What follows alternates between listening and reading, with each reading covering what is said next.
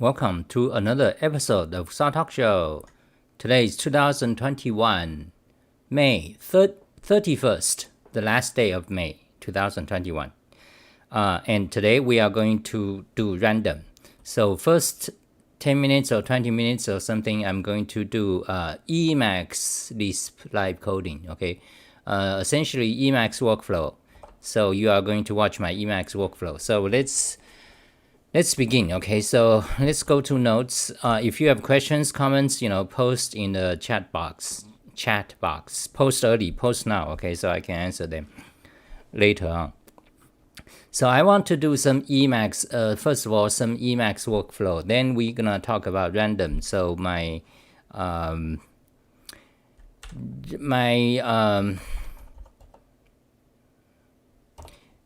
keyboard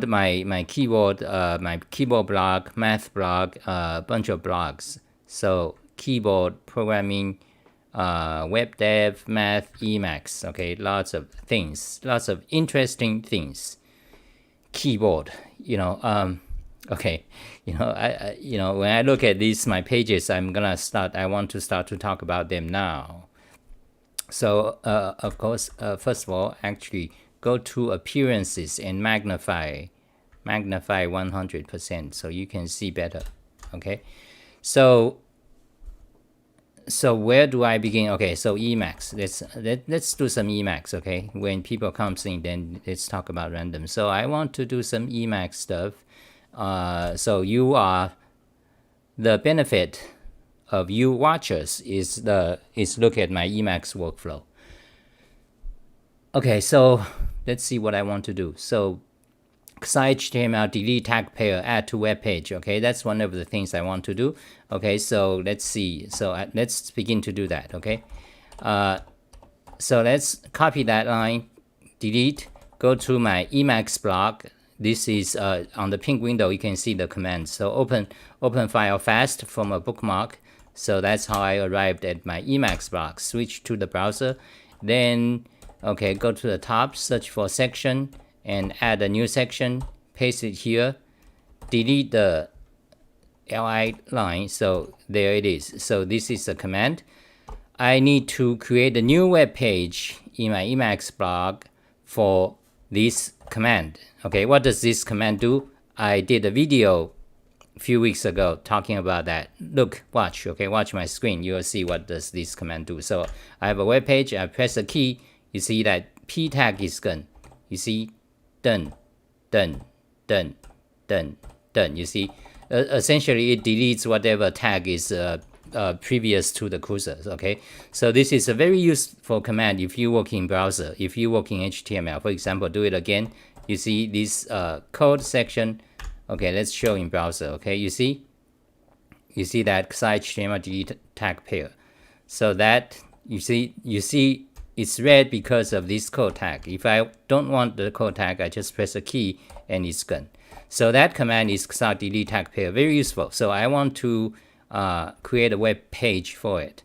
For example, what do you mean by web page? So go to XAH Emacs tutorial, and you go to you go to the bottom. There is a entire section on HTML. Those with the rocket sign means it's a customized, super convenient, efficient commands. So there's a section on HTML, so you see this whole section. So I need to add a page here. So first of all, I need to choose a place, but I can worry about that later. Like which position I want to add a new thing. So this is about delete tag pair. Okay, so insert HTML tag, add paragraph tag. Okay, add it after add paragraph tag. Okay, so click on add paragraph tag. You see, so we are going to have a page similar to this. Okay, so copy that URL. So let me show you the beginning of my workflow actually. So let's magnify this. So okay, so you can see, so paste it here, make a link, copy the line, paste the line. Okay, so we have two identical lines. Now change the second line to a new name. So this will be emacs HTML delete tag, okay? And emacs HTML delete tags, okay?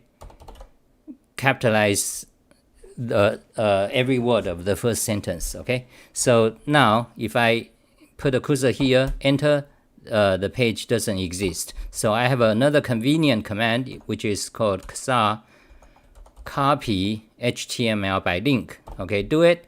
It will copy this file to the next line, whatever the link. So now if I press enter, you see it opens that.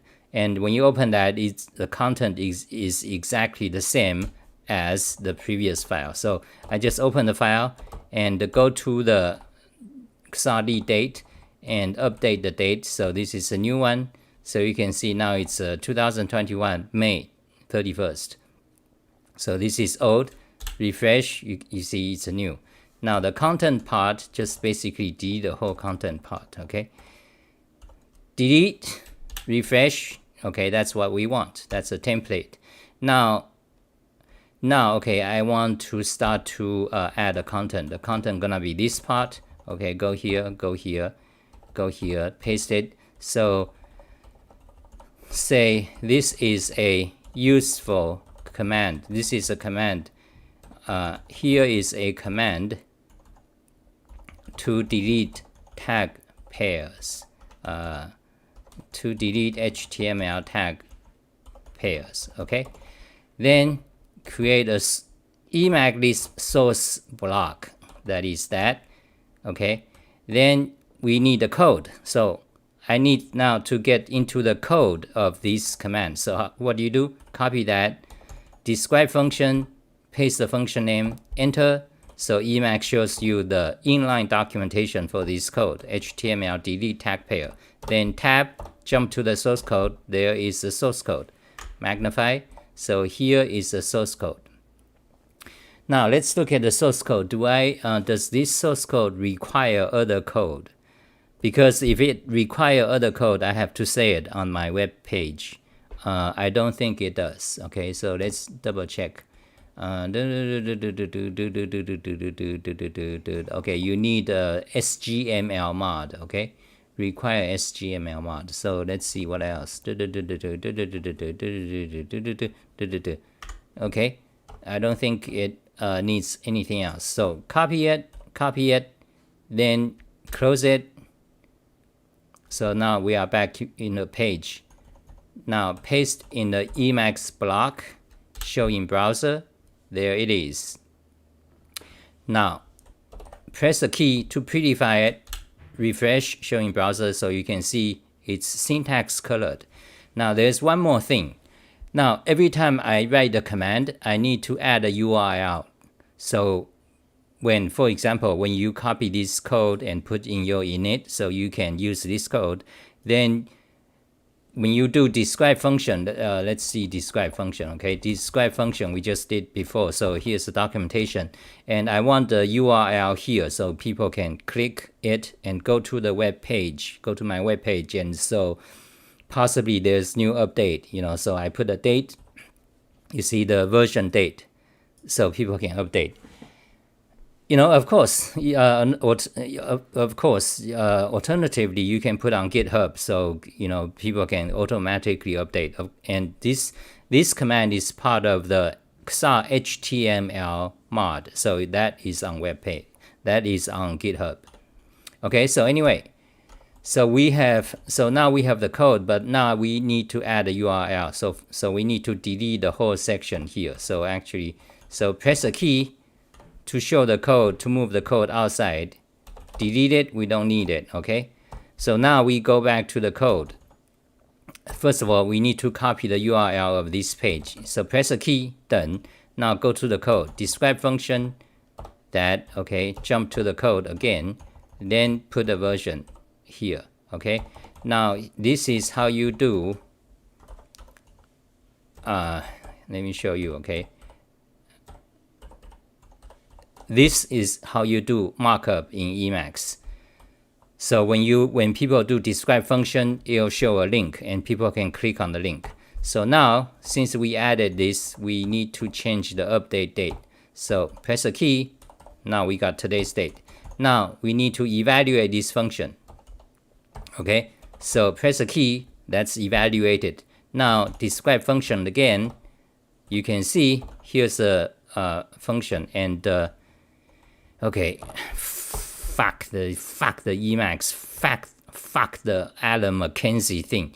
You see, this used to show a link. This syntax used to show a link, but now it becomes curly quote because the Alan McKenzie fuckhead, one of the Emacs dev, he made it that way. Okay. So anyway, so let me show you. Okay, let me show you that's a digression. Let me show you what I'm talking about. So you go to Emacs Lisp tutorial, practical Emacs Lisp, and you scroll down, then you can see a doc string markup. So on this page, I show you how do you mark up document Emacs inline doc string. So if you want a URL, this is what you have to do.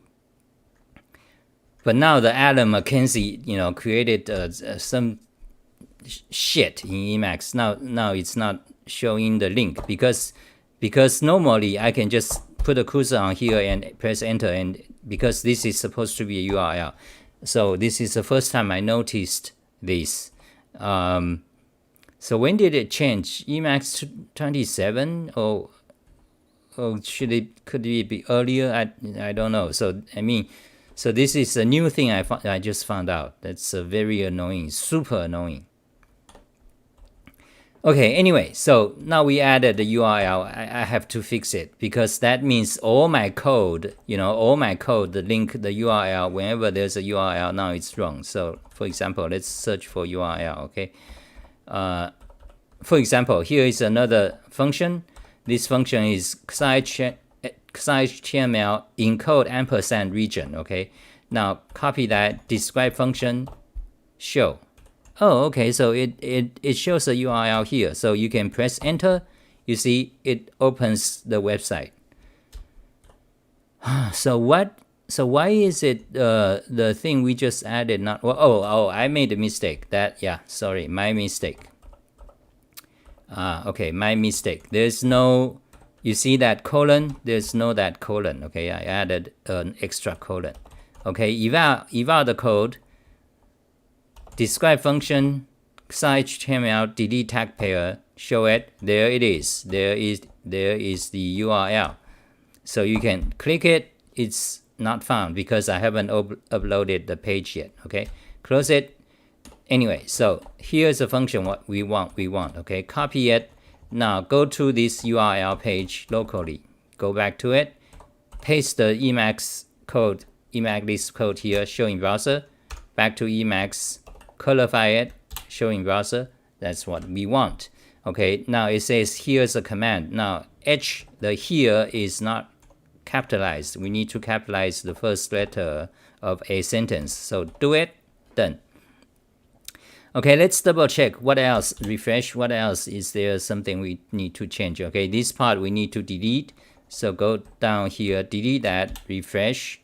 Okay, that's it. We have just created a new page of this very useful function. So other people, maybe Emacs users, they search online, how do you delete a tag? So here is one way. There are many ways, okay? There are many different HTML mods that support that function, or you can get them on Mailpath. But this is mine, okay? I find this, once you know Emacs Lisp for, I've been coding Emacs Lisp for 15 years, but once you know it fairly well, let's say 2 years, you oftentimes it's easier. It's easier for you actually just to code what you want instead of looking at other people, trying to find other people's code and find out how they, what is, how do you use them. So anyway, so here's my code. And now there's, remember we need to add it to the navigation box. So it should be added to, there's a section on HTML here, HTML section. We need to add it after the add paragraph tags. Ooh, Fazing, thank you again, Fazing, for $5. Hi guys, FMS WAG1 said something. Oh, okay, so far so good. So now let's continue working on this. So let's search for add paragraph tags. So here you see compare. You see this add paragraph tags, this navigation box that correspond to this part, okay, in the code. So I'm going to copy these 2 lines, okay, and I'm going to call XAH find replace text. You can see in the pink window, XAH find replace text. Okay, what do you want to find? I want to find these 2 lines. And what do you want to replace? Okay, cancel. We want to replace a new line. Let me show you, okay? So copy the URL of this, copy the file path of this buffer, paste it here. So you see, this is just the new file we just created. Press the button. Now it becomes a list, an ordered list, okay? Now delete the tags, remove the URL. Now we want to say, let's see, delete tags, okay? Let's just say, name it delete tags, okay? So we want to add this new list item in the ordered list, okay? So cut that. Okay, now call XAH find text, XAH find replace text again. That's a package, by the way. You can use it. It's on Mailpa. So go to the previous. So I want to find this string. Let's magnify. Okay, magnify. So you can see. Okay, you can see the bottom. Okay, I guess you. Anyway, so this is a find string, search string. Enter. What's a replace string? Replace string is, we want to, remember, add a line. So you see this line we just added. Okay. Yeah, do that. Now, which directory? Is this directory? Yes. What about file path regular expression? Okay, all HTML files. Yes. Write changes to file? Yes. Fixed case in search? Yes. Fixed case in replacement? Yes. Make backup? Yes. Okay, it's all done. So magnify. So you can see here's all the changes. You can move the cursor, press up arrow or down arrow to it, and press enter. You'll open the file, and you can see the changed position you see here. So you see there are so many changes, okay, close it. Move the cursor here, close it, expand window, and now show in browser. Again, we back to this page, and if we go down, you see delete tags. That's new. Now if you click on add paragraph tags and you go down, you can see there, you see. So we added this new list item in all the navigation panels of my Emacs tutorial. That's what we want. Okay, showing browser again. Okay, final check. Is this page okay? Here is a command to delete HTML tag pairs. Yeah, that's right. I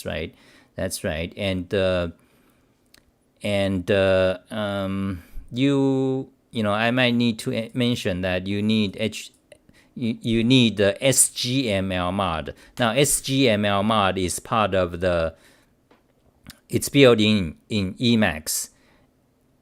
And the Emacs default HTML mod is based on SGML mod. In other words, whenever you use HTML mod in Emacs, that automatically loads SGML mod. But my question is, if you call SGML function without loading it, does Emacs automatically load it? I'm not sure. So it's best to actually explicitly say require SGML. Okay, so let's do that. So now I want to go to my HTML mod. So here's a HTML mod. Go to it. Okay, go to the top. SGML. You see this require statement? Copy it, close it. Now back to the page. We want to add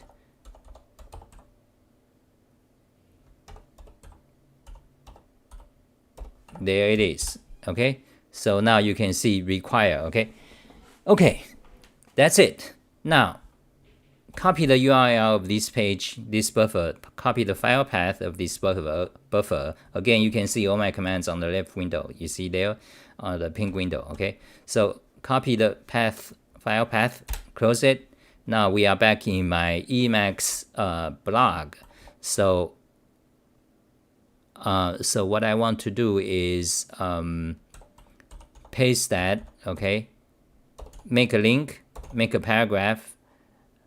This is new, okay? Now we don't need this part anymore, okay? Show in browser. There it is, new, okay? Now one more thing I need to add to the RSS feed, web feed. Okay, so I'm just going to do it. So here, there it is. This is just an XML file. It just adds this block by this command. Again, I have so many customized commands. XahAtom new entry that automatically grab my blog page and insert an entry into the web feed page. You can see this is a web feed page because if we go to diet, you can see the file name here. Okay, close that. So here is a new entry just added. That's fantastic. That's perfect, you know. Okay, close it, show in browser, back to here. Now to PowerShell. PowerShell, I want to sync. Okay, I'm gonna sync to my server. Now let's see what's the comment. Good morning, George. Good morning, Sid Ali. Good morning, guys. Hey, George, what's up? Okay, so, you know, so basically we are done with that. And that takes 22 minutes, you know. Coding takes a lot of time. And, you know, so you are looking at my keyboard. I'm going to type password, so I don't want to show, you know, me typing password. So let's switch it to my face. Before we do that, again, I need to mention as the, you know, you are looking at Xah keyboard block. So you are looking at my keyboards. This one is Kinesis Advantage 2. Go to it, okay, search Xah, you know, search for my page and read the reviews and buy it. It's fantastic, okay? And the other one is Ultimate Hacking Keyboard, okay? Here, I have full review here, full review, you know. I'm using the Ultimate Hacking Keyboard as a macro pad. Yeah, why don't I show you before I show my face? You see, this is the previous window, okay? Previous window is the most used command. And okay, let me talk about keyboard. So let's switch topic, you know. Normally what you do is you Alt-Tab. Let me show you. Alt-Tab. You see this? Everyone is familiar with this. Alt-Tab. Alt-Tab. Tab. You have to hold it. You see? You have to hold it. It's like, which window am I? Shit, I passed it. I need to press Shift. Go back. There. That's one fucked up way, okay? So don't, you know, so what I'm saying is that this Alt-Tab is very inefficient. It's not good, okay? First of all, you have to hold a key. That's no good. Then secondly, it's two keys. Now, I'm using a fantastic Batman keyboard, but normally on a normal keyboard, Tab is over here.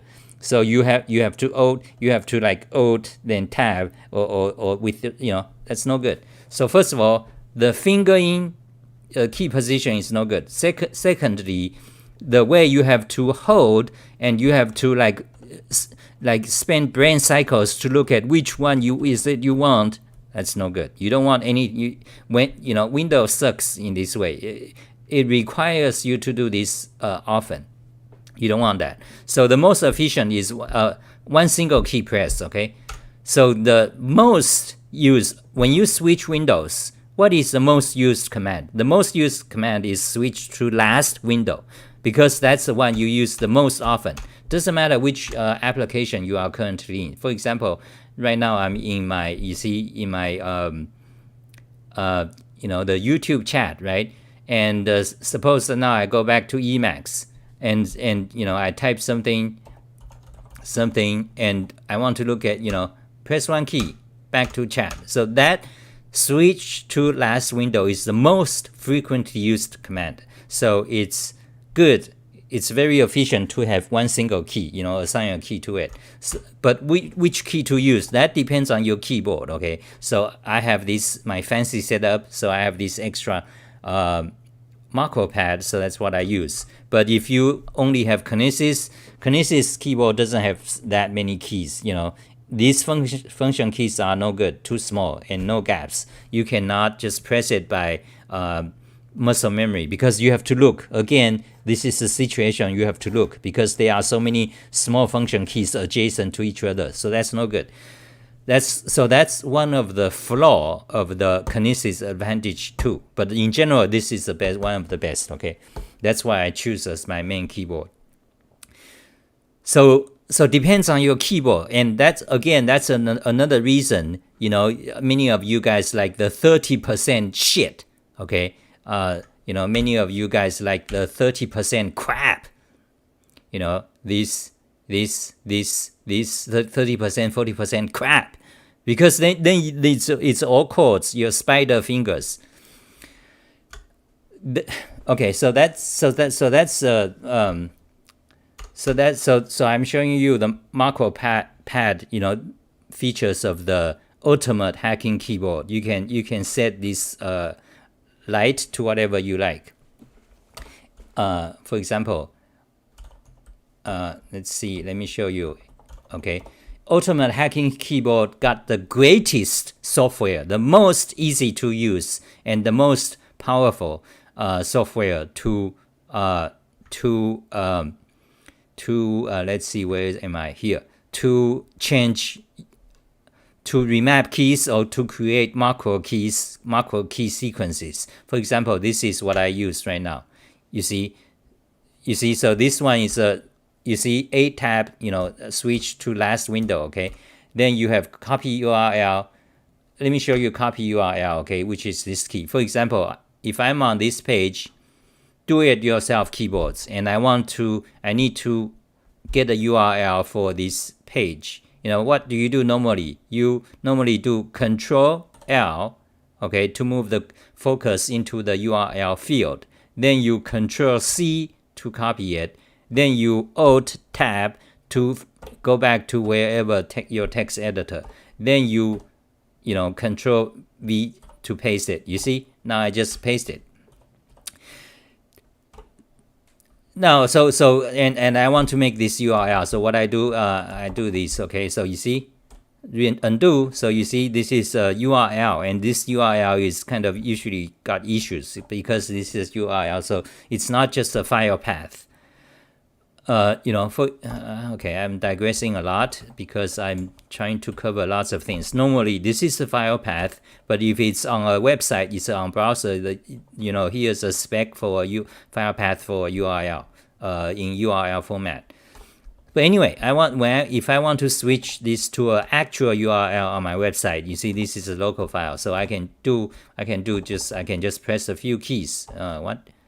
Oh wait, you see. Press the three keys, okay, you see, and this work on that as well. Press 3 keys, you see, and now I have the URL. But anyway, I digressed. So I'm talking about how do you copy the URL with one single key press. Okay, for example, I want to show people this stack tile. Okay, so what I do, you see this key. So look, done. URL is copied. I don't have to Control L, Control C, So now URL is copied. One more key, back to Emacs. Right now, in this case, I need to switch to Discord. Okay, what do? Do I Alt the Discord? Which one is it? Wait. God, it's too small. This one. Idiocy. Okay, don't do that. So I want to switch to Discord. Press 1 key. You see, I want to switch to Emacs. That key. I want to switch to Edge browser. That key. I want to switch to YouTube, the Google Chrome Empire. That key. You see? Okay, so that key is currently having a problem because I'm not going to explain. Okay, but that's a Windows issue. By the way, that Windows issue, I happen to have written an account of it on my keyboard blog. If you just go to XAH keyboard blog, you'll see the Windows taskbar, which is idiotic in so many ways. Anyway, you see, so I guess in the past 5 minutes, I explained about the Alt Tab problem, about how do you switch, the optimal way to switch to applications. Okay, so you see, right now I'm on. Okay, anyway, so let's now. I want to. Okay, so let's go back to. So I am showing you my ultimate hacking keyboard, right? I mean Okay, close the agent. I don't need it anymore. I want to type my password. So now it's a time. You see the man who is talking. Okay, so now a second. Tangled wires. Okay, so hold on a second. I don't want to show my whole room. I want a narrow angle webcam. I don't want a wide angle webcam.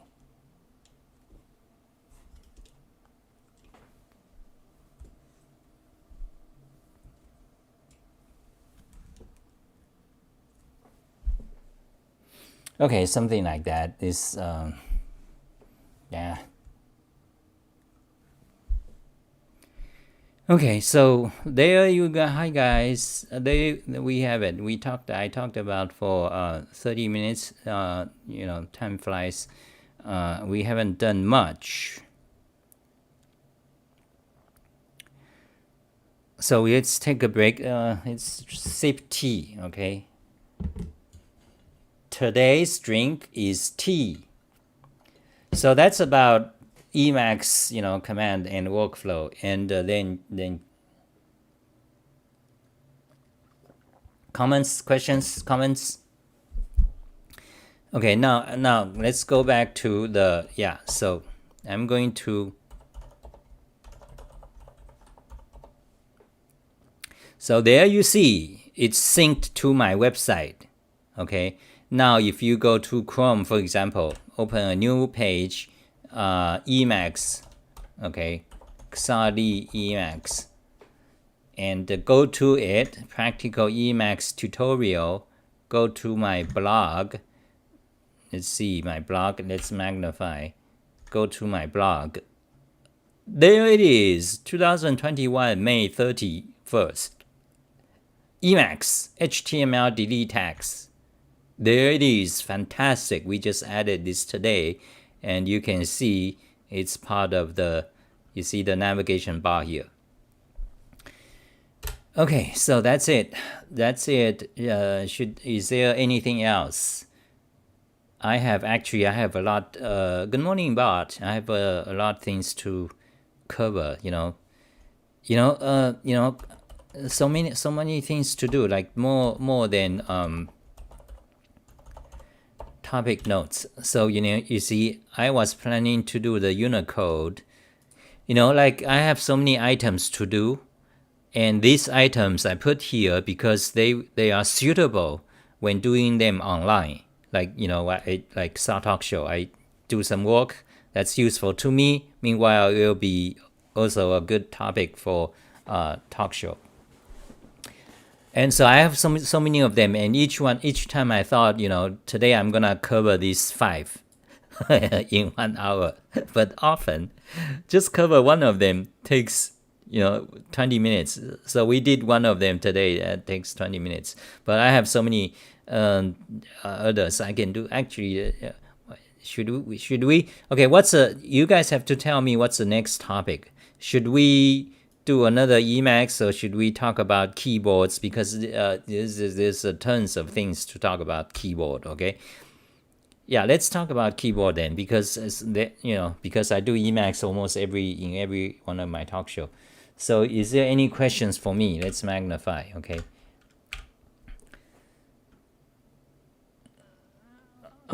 Greetings. By the way, XAH foot pedal for kinesis. Okay. By the way, XAH foot pedal. So what do you mean? I did a review of that. And there's also a web page of that on my website. So did you? Okay, the name, you got my name wrong, so it's not highlighted. It's XahLi. You have to type the whole Xah Li. Okay. Did you have issues with Emacs when transitioning from Mac OS to Windows 10? No, not at all. Like no, zero. So I don't know if you watched one of my episodes about 2 or 3 months ago, where I talk about Windows, Emacs on Windows configuration. That episode is complete. The full hour is talking about how do you set up things on Windows. And basically the gist is that on Windows and Mac, on Linux, Emacs is the same. So there's no issue. I don't know, some people say that Emacs has issue on Windows. Not really. It is true that Emacs on Windows is slower than Emacs on Linux. But anyway, there's no issues. Okay, I don't find any issues. So anyway, you whoever are watching this, you want to watch that one, okay? About 3 months ago, Emacs configuration for Windows, okay? Doing video is kind of funny because how shall I say? It's like a blog. It's a human. It's a rite of passage. It's just what I'm trying to say is that you might think that when you write an article, a blog, for example, you study some issue, you study in depth. For example, today I wrote an article about how to delete tags in Emacs. So ideally, you write an article on some subject, you might think, okay, because you spend so much time, you are basically become an expert on that. So you write about it, so you let other people know and put it on the publish it for the public to see, so that anytime when the public have a question, which is the same topic, they can see your page and they can see, oh, that's how you do it. They got the answer. But it turns out that's not really the case, okay? There are two reasons for that. The first reason is that it depends on how you write the blog, okay? So now we are talking about kind of random-ish, about some other topic, kind of related to social stuff, okay? So when you write an article, you have to pay attention. I'm just giving you a summary, okay? You have to write it in a style. So anyway, when you write a blog or a website, a blog or an article or essay, there are kind of two styles. One is blogging, okay, blogging. Do not write it in that style. Because if you write it in a blog style, like, oh, today I woke up and I found this problem. Oh, but I thought, because I know C, I'm familiar with that problem, but it turns out it's not the case. Then recently I learned Haskell because I saw on Hacker News Haskell something. I thought you can do it with Haskell. It turns out, yes, you can, but there's this issue. Then I solved it this way. Okay, that's a blog style writing. Okay, if you want your article or whatever you wrote to be permanent, that style is no good. That style, after a month, after a year, it'll be dead. Okay? So instead of it, but it has uses, okay? It has very useful. Blog style has its purpose, okay? But anyway, when you write something in a blog style, it's not going to last long. You want to write in a exposition or essay, independent essay, exposition, or the best example is Wikipedia articles. You see, Wikipedia articles, each article, it's one of the most important thing is that it's independent.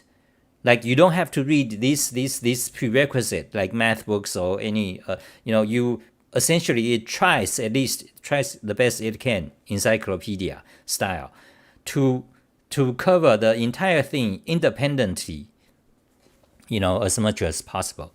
That is a style that has more that's likely to be more permanent. Of course, it also depends on your writing skill, your knowledge about the topic, and your technical writing skill or your essay, creative writing skill, depending on the topic. If it's programming language, then it's technical. Technical writing. Okay. So anyway, you could, we could say there are two styles: blog style and encyclopedia style. If you write in an encyclopedia style, it's more permanent. Okay, that's one thing. Now, given that, even if you know that, it's not easy to write it in an encyclopedia style, because if you are an average coder, when you write you don't. Am I digressing?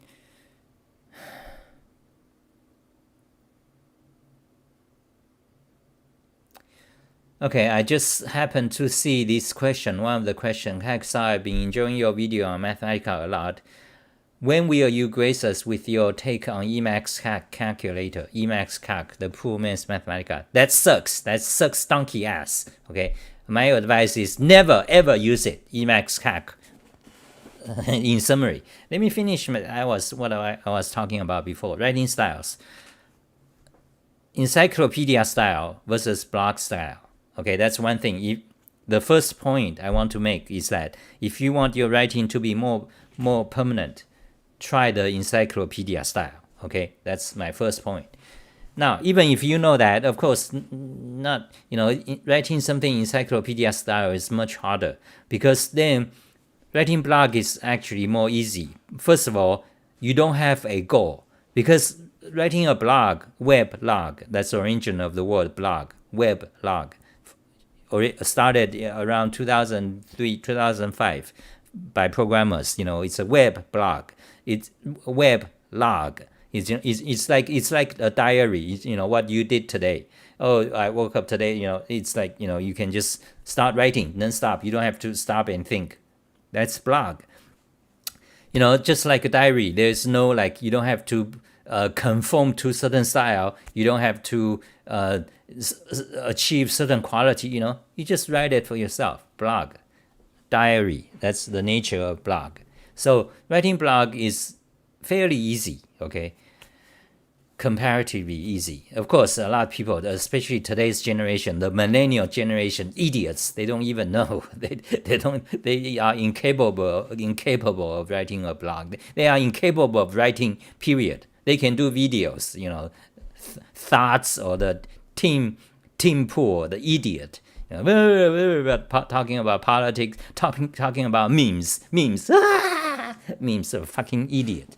They don't know how to. They are incapable of writing, and they are also incapable of thinking. So anyway, I digressed again. So writing blog versus writing. Okay, first of all, so let me not be repetitious. I think that's a flaw I have. But the advantage of being repetitious is that I do that because I really want to express certain points to you. So you can you can learn it from it, hopefully. So anyway, even if you decided you want to write an essay style, so there are other issues. Okay, it's not just like, oh, I want my writing to be permanent, therefore let me try to write the encyclopedia style and that's it. That not really, because first of all, it's hard. It's much harder. It's much harder. It's gonna be 10 times more. Requires the time to spend to write encyclopedia style writing. Secondly, even if you are, let's say you are a professor, of computer science, and you write about algorithms, let's say you with Python or Emacs or whatever, or any other language. Even if you are the most knowledgeable person about some topic, you write it in an encyclopedia style and you publish it online, you are not going to get much traffic neither. Because Google, Facebook, Twitter, and the millennial generation idiots, they made it that way. So today, even you have the best article, you publish it nobody, you get no traffic unless you started to become a professional in SEO, in how to do the spam, how to get on social network expert, the millennial generation, idiots, fuckheads. They made it that way. They collectively, they don't even know. I mean, they are that way because Google, Facebook, Twitter, 4chan educated them to be that way.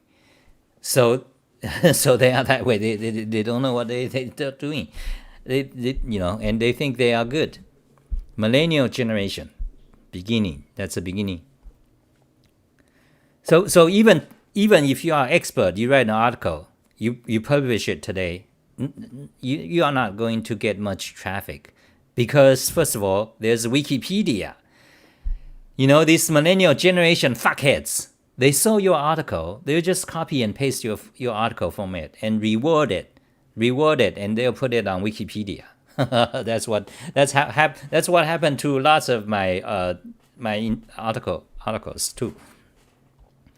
Especially if they don't like you, in Emacs community, that happens a lot too. So that's anyway. So I kind of digressed. So back to the topic. Yeah. So I was saying writing a blog versus writing an article, and also, so it tends to all be ephemeral. Anyway, so I'm kind of digressing a lot. So there's a question about Emacs calculator. So I guess I'm going to, Emacs calculator. Let me talk about that, and that'll be it for today, okay? Are you still here? Gil Thomas, are you still here? So Emacs calculator, don't use it, okay? My recommendation is do not ever use Emacs calc, okay?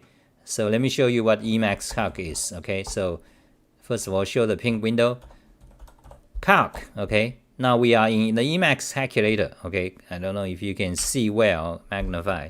So 3, enter, 2, enter, plus the result is 5. And you can do vector, you can do vectors, okay? I don't have the, 3, 4, 5. I suppose I never used it. How do you do vectors? I never used it, but I don't recommend it, okay? Now, Emacs calc is one of the best technology, the best calculator since 1980s, okay? Yes, I believe 1980s. At the time, it's the best software for doing mathematics, not just a calculator, but RPM notation, reverse Polish notation. If you use HP calculators, you know what I mean. I'm not going to explain. It's another, it's like the fourth language. It's based on stacks, okay? So if you want to do 3 plus 2, you say 3. Okay, first of all, let me get out of this. I don't use it, so I don't even know. Let's do it. Let's start again. So if you want to calculate 3 plus 2, you type 3, then you type 2, then you press the plus sign. That's how you do. That's called reverse Polish notation, and it's available on HP calculators. Okay. Okay. Let me show you some articles. Let me peddle my stuff. Okay. XahTV blog. You go down, then you have this section on technology, past and future. Okay. Then you have this fantastic artwork. this retro artwork, and this I forgot how do you call this style, this fantastic artwork. It's future. Yeah, this style is called futurism or something, and this one is retro. Retro, that's how people imagine what year 2010 today is like back in 1980s. What a wonderful idea. Oh my god. I'm just gonna, relax on this lounge drink pina colada or whatever. Then the girls, oh my God, bikini girls in bikini, lovely. They're walking around. Then I'm gonna have flying cars. What a wonder. Instead, you got Facebook and Google. Fuck, censorship, and the politicians. Okay, so technology, future and present. Okay, so then I bought this calculator I talked about. Let me show you. And this was also very interesting. And look at this one. This MIT Technology Review. This old guy. You promised me Mars colonies. Instead, I got Facebook. Now this one is like 10 years ago. There's a date. Anyway, that's very funny. That's what we are thinking. My generation or older, even older. We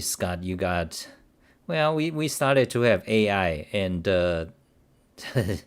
does not seem promising. I mean, it's not doing the average people good. It's doing the elite, the super elite, very good.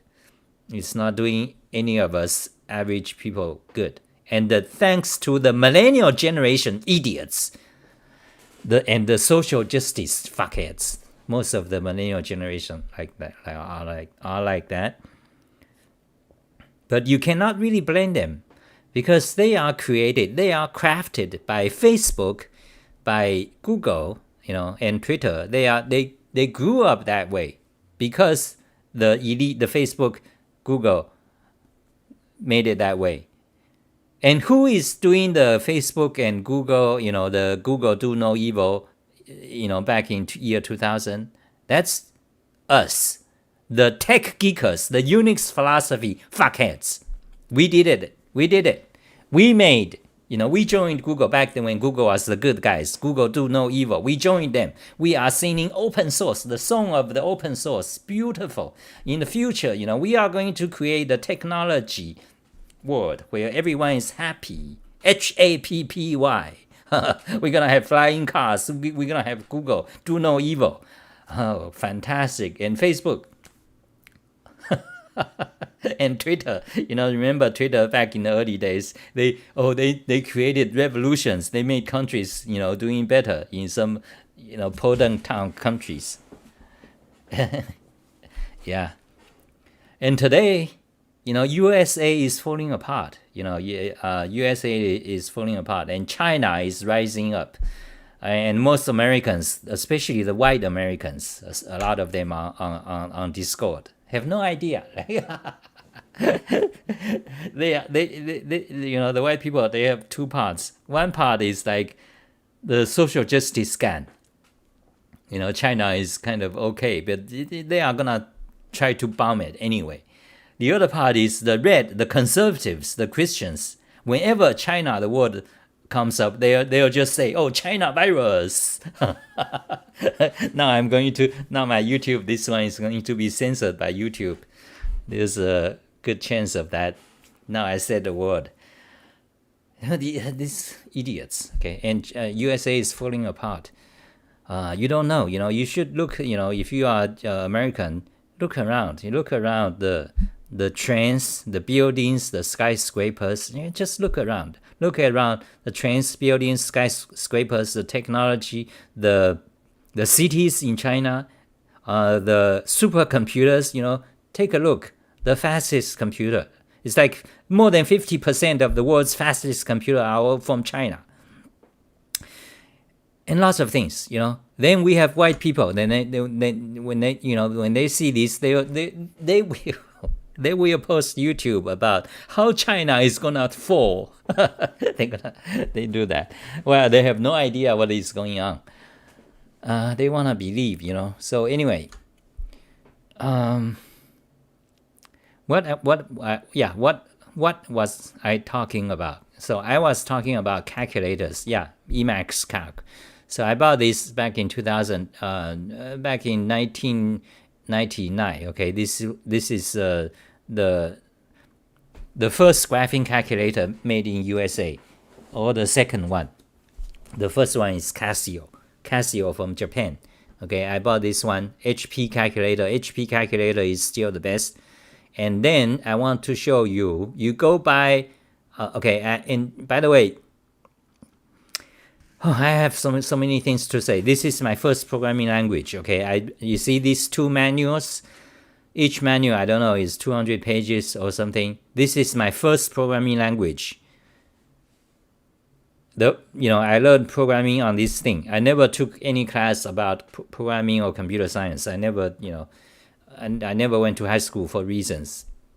So these two manuals, I'm obsessive about reading manuals. I read manuals cover to cover, every word, including the preface, introduction, acknowledgement, epilogue, whatever, and colophon. I need to read a book. Given a book, a manual, I need to read from the cover and inset and the how do you call? There's a proper name for the if you have a book, on the side there's a title, right? There's a proper name for that. Now I solicit you guys. How do you call that? There's a proper name for that on the side of the book. So I have, I read cover to cover every word. Everything that printed on the book. I used to. That's my obsession. So I read tons of computing programming manuals, always cover to cover. So anyway, you see these two volumes manual. I read them entirely. And my first program written on this calculator is solving the 8 queens problem.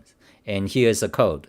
Okay, so this code, this programming language for the HP28S calculator, this code is in the same style, I believe, of the fourth programming language, FOURTH,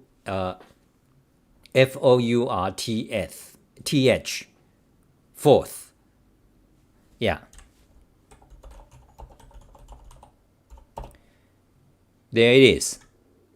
What the fuck? I want to go to YouTube. Yeah, fourth FORTH. Okay, so this is a kind of a stack-based language. Okay, so that is the so you can go read it. So this HP solving the 8 queens problem. Now, if you don't know what is 8 queens problem, look it up. Okay, 8 queens problem. That is on a chess board. You have to place 8 queens on it so that no queen checks each other. And there are many solutions. So this is my first program without knowing anything about algorithm, without knowing anything. Okay, without knowing what is a character set, what is an algorithm, what's the meaning of it, what's the meaning of algorithm, what is a float, what is a int, what is a programming language, what is a spec programming language. I don't know nothing. Okay, you don't have to. Okay, well, it so happens that's how I learned things. Okay, I happen to be that way. So just read the manual cover to cover and you can do that. I happen to do that. 8 queens problem. And I also wrote a music code problem. Okay, so anyway, so I want to show you this page actually. So this page where I show many of the calculator, this one I have right here.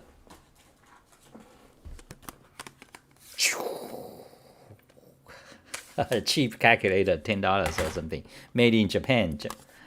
I was, when I was small, a teen, 12 or 13, I was fascinated by calculators because you see a calculator, you see these symbols, you see square root, cube root, third power using exponential, log, sine, cosine. Back then I don't know what those are. I didn't know what those are until I'm 22 or so. I'm kind of a late learner. Okay, so hyperbolic sine, trig functions. So I was fascinated by them because I would think when I was 12 years old, 11, what kind of advanced math? Oh my God, you have to be so advanced to know what are those buttons are. Fantastic. This is the that's why I'm a nerd. I'm not like lots of you guys. You guys have your stories. This is my story. The sign got fantastic, lovely. Just obsessed. I have to obsess about them. I have to have these. calculators. And also the summation sign, so it's fantastic. Those symbols, symbology, I love them. That's why I'm into Unicode and programming languages. And so anyway, so today you want to buy, if you want to buy, you buy HP, okay? So you want to buy HP Prime.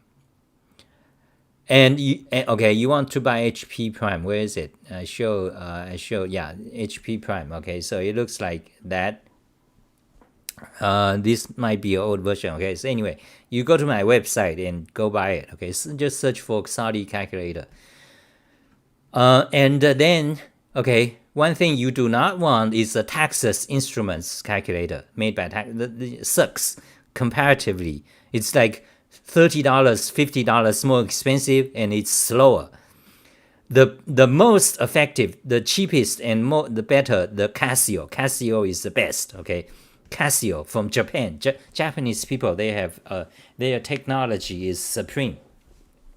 So if you want to, for example, this Casio, just go to Amazon and you put in your shopping cart, buy $80. Okay, so and it's a color and it's faster than this TI-84 150. $80, $50 more. So anyway. Buy Casio.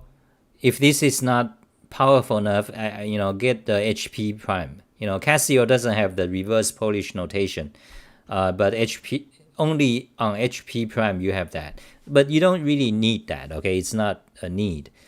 So HP Prime. Okay, so that's about calculators. And then let me show you about this heartbeat watch. Okay, I bought this watch back in 1988. For, I think, $250. It measures your heartbeat. You put this belt on your chest. I used to wear this all the time, every day, non-stop, 24 hours a day, for about 10 years. When I was, let's say, from 16 to 25. Okay, because why? Because I want to be a Borg. I'm like what I said. I'm a nerd. I'm a rather extreme nerd. Okay, I'm a nerd. I'm rather extreme. So like today you might hear, or some young guy, they started to put some device in their brain. So they are officially considered the first hybrid human. Yeah, what's the word? Where like a Borg. Where part of your organism is part biological, is part mechanical. There are some guy, if you search Wikipedia, you'll find there's some guy in Europe, they put kind of an antenna, kind of a chip in their brain, so they can actually, there are a lot of people that do that. Nerds like us. And some people, a few years ago, become very popular is Google Glass, right? So you wear that, it's like a cell phone on your glass. You can take photos all the time, anytime. Google Glass. So the idea is integrating machinery into your body. So I like that idea because I am a nerd as well. So back in 1988, I bought this watch and I wear it all the time. Why? Because so I can know my heartbeat at any time I want. For that reason. So that's that. By the way, I'm trying to find the model number. So this is a photo I took a few months ago. I still have it, but I'm not sure. It's very good quality. It's still working, but I don't know if I think the battery is dead. It's still working for like 10. It worked for more than 10 years, but I don't know if it's So I think I'm gonna throw it away. So one thing I want to know is the exact model name. I cannot find it, and it's hard to search. So if you are good, if you can find the model name, let me know. Okay, I cannot. It's not printed anywhere on the watch, but I took the photos. Maybe if I open it, but that's too much trouble. And today, of course, you have heartbeat watch and Fitbit, beginning with Fitbit and then Apple Watch. This, today I'm not so much into becoming a Borg. When you get old, some of your ideas when you are younger changed. I'm still, of course, very excited about technology, but I'm not certain about putting. I'm not so eager. Let's say, I still find it. I think eventually, I think I'm too old.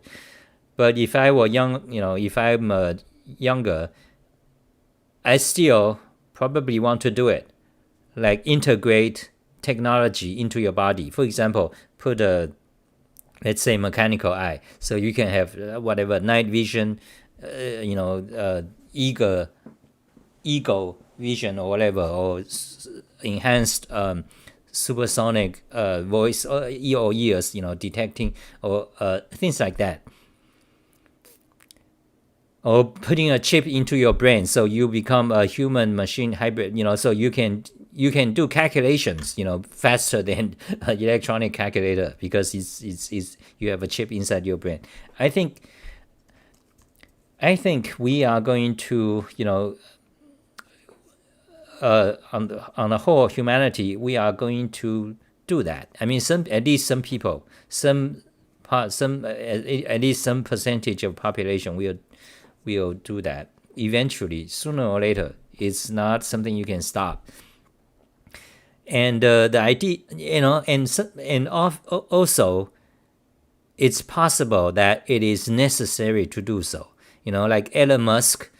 Elon Musk is one of the guys. He does AI research. With his companies. Tesla and SpaceX. So he is often concerned about AI. About AI taking over. So he's in his thinking. His solution is that we need to build technology so that we can integrate, the mechanical technology into our brain. So that, the AI robotics, they can be superhuman, but we are actually becoming superhuman as well. That's his point. So you need that technology, integrate neural connection with the machine. And so in that, if that's the case, it's possible. We don't. Nobody knows. Okay, but if that's the case, that means it may be necessary to do that. We are talking about future. Nobody knows what will happen in 10 years, in 20 years, or in 50 years. But all kind of things may happen. Unpredictable. The one of the interesting thing about futurology is, which I'm very, very much interested, is that it is basically impossible to predict the future. Okay, it doesn't matter how knowledgeable you are. In fact, if you are the expert of AI or something, or if you are a mathematician, or if you are a technologist, expert in technology, or your prediction tends to be wrong. Okay, that is the case. If we look at, study past predictions, these experts usually have wrong predictions. Why is that? Because this is another very deep topic: prediction of the future, futurism. You want to so basically, future cannot be predicted in basically, and I believe there's the mathematical theory of that. The math basis for that is, for example, chaos theory and cellular automata. Okay, now you look up Wikipedia, chaos theory and cellular automata. You'll see the why it's not. You'll see the mathematical theory why future is not predictable. Even if you know all the physics, the law of physics, and the only way to know the future is to live through it. So that's the math basis for it. So we were talking about calculators okay,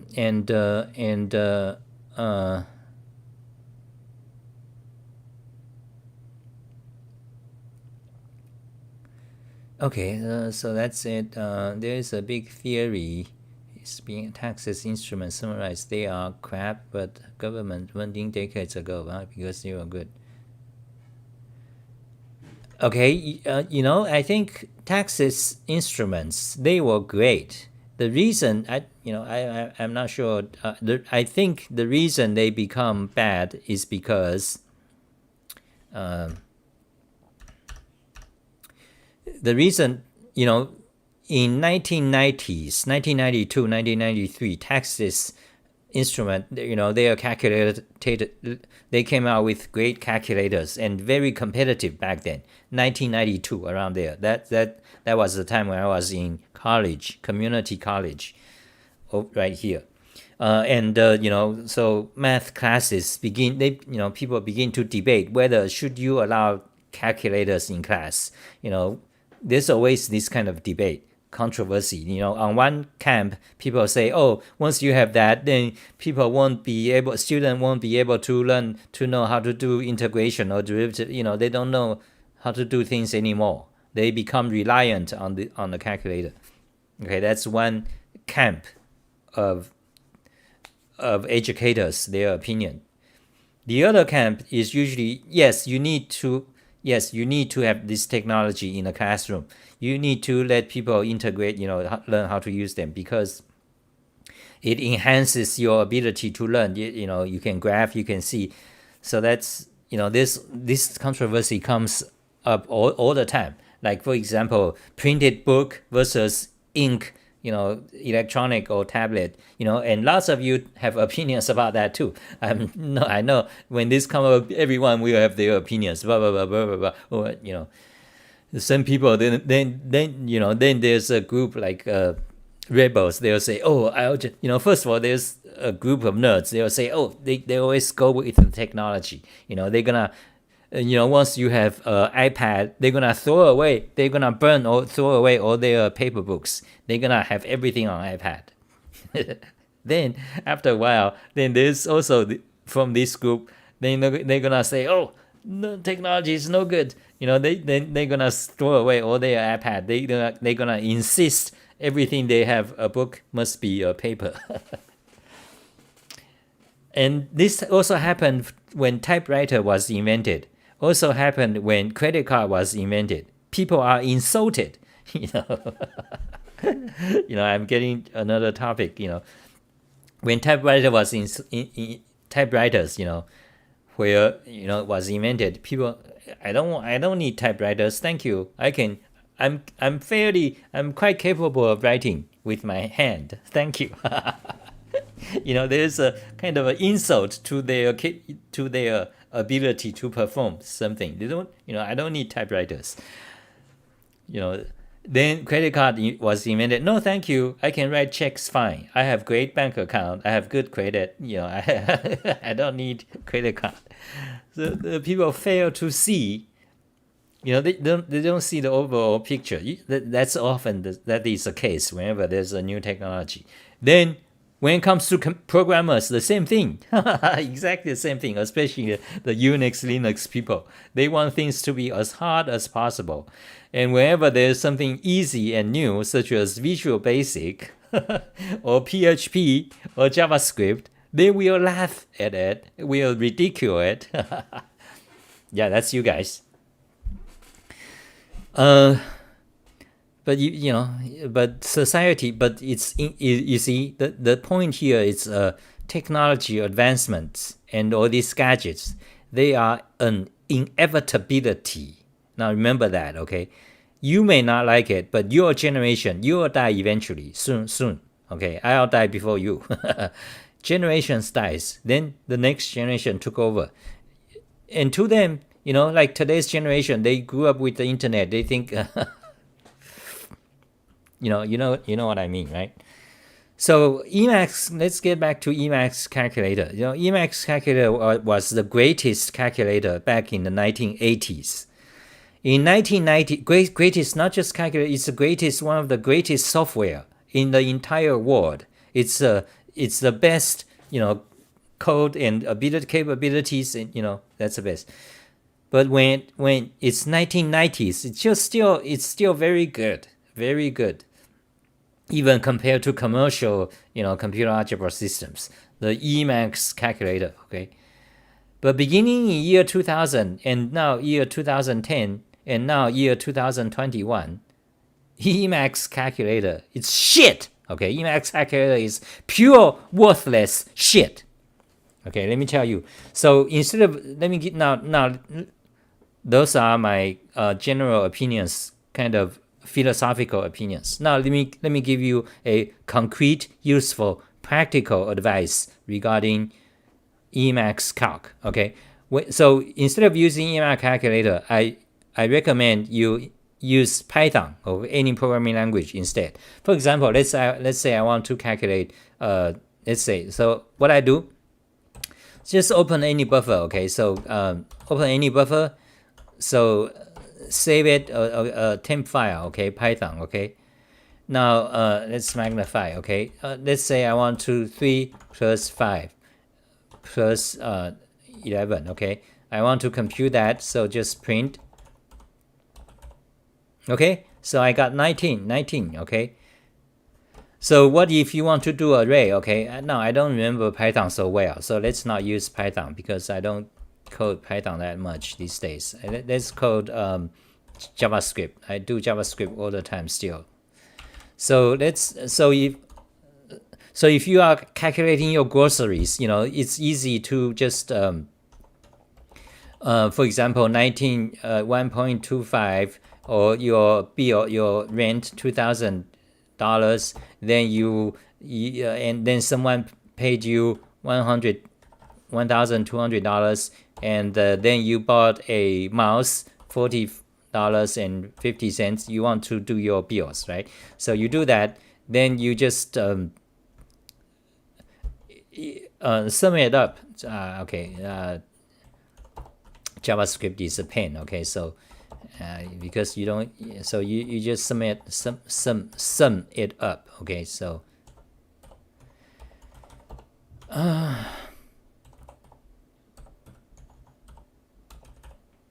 okay, so now you got $760. Okay, that's how you do. So why do I recommend using this instead of Emacs calc? Because when you do a language, first of all, you have all the history. It's much more convenient. First of all, you can edit each part. You can move them about. You can save as a file.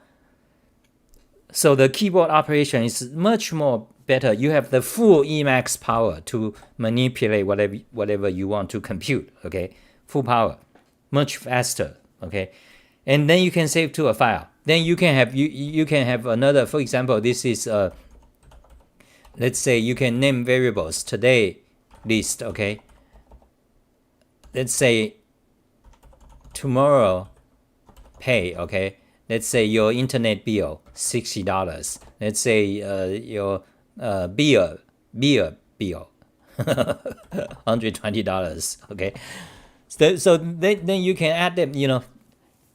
It's much more flexible and much more powerful. What if you start to need to do math like integration? Usually you don't. But what if you need to, or matrix calculate solving linear equations? Then you load a package. Okay, I don't know how to do that in JavaScript. npm you have to find a package. But anyway, in Python, it's easier in that case in Python because there's lots of these math libraries. So advantage of using a programming language to do it is that you have a full file. You can manipulate every part. You have everything, like history. You can save it to a file, and it's much more flexible in how you enter, values or expressions or complex numbers. Much more flexible, much more powerful, and you can much more permanent and much easier to manipulate, each part in what you want to do. All that. And plus, you advance your knowledge in a programming language. Let's say you want to start to do matrix computation. You find the library to do linear algebra. Okay, in Python or in Java, there are tons of libraries. You load it, then you can do that. So you advance your skill. On the other hand, if you do the Emacs calc, You read the manual, idiotic manual, okay? And let's see. Okay, here's the Emacs calculation, Emacs calculator, idiotic manual. Because why it's idiotic? Because it's written in 1980s, 40 years ago. All the style they are writing, and it's quite idiotic. You spend time to learn these stack and trail scientific functions. What the fuck? Scientific functions, okay? Log functions, fucking idiotic. They have a whole page telling you how to compute, how to use the log function. So you spend your time, let's say spend an hour a day, learning this. It's useless. Nowhere else you can use it. Okay, so that's why I recommend do not ever use Emacs calculator. Okay, I know this opinion is contrary to the hacker types in the Emacs community. Like they will they will tell you they are excited. Oh, you should use Emacs calculator, and yeah, I don't like them. They're idiots.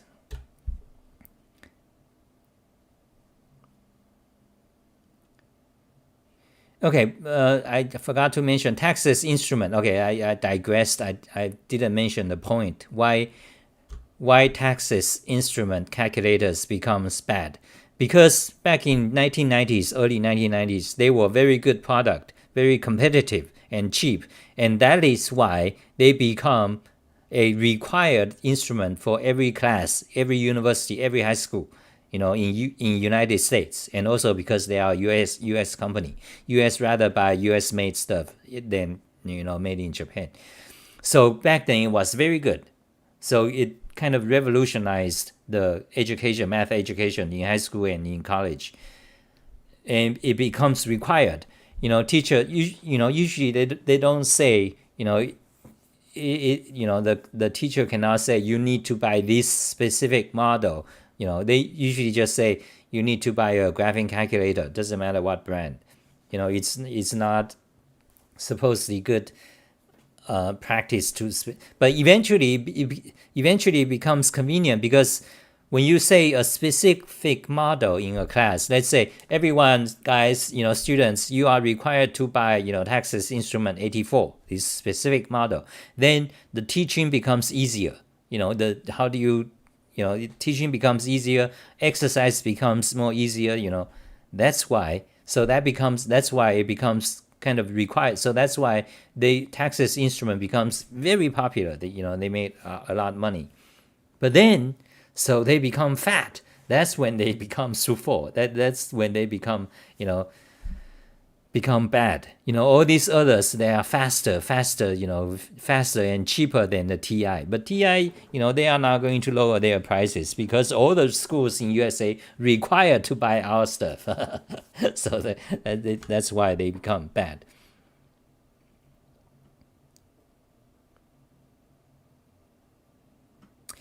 Okay, so that's it for today. So if you like my stuff, donate. Okay, PayPal, Patreon, Amazon gift card. Just go to XahTV.info. You go to my website. On the top page, then you can see, my Patreon links or gift card or PayPal. Thank you, guys. That's it for today. Okay, that's it for today. We shut down in 1 minute. So how long have I been talking? Today is a long one, 90 minutes, I think. 1 hour and 24 minutes. Okay, that's it. Yeah, I'm gonna shut down.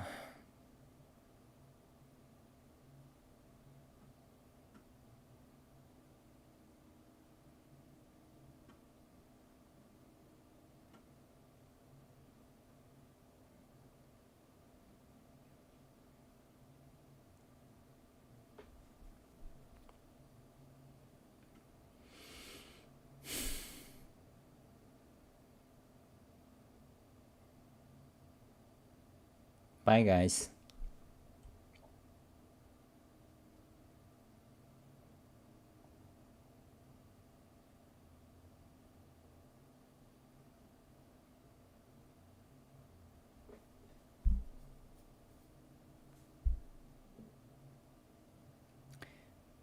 tilde keys.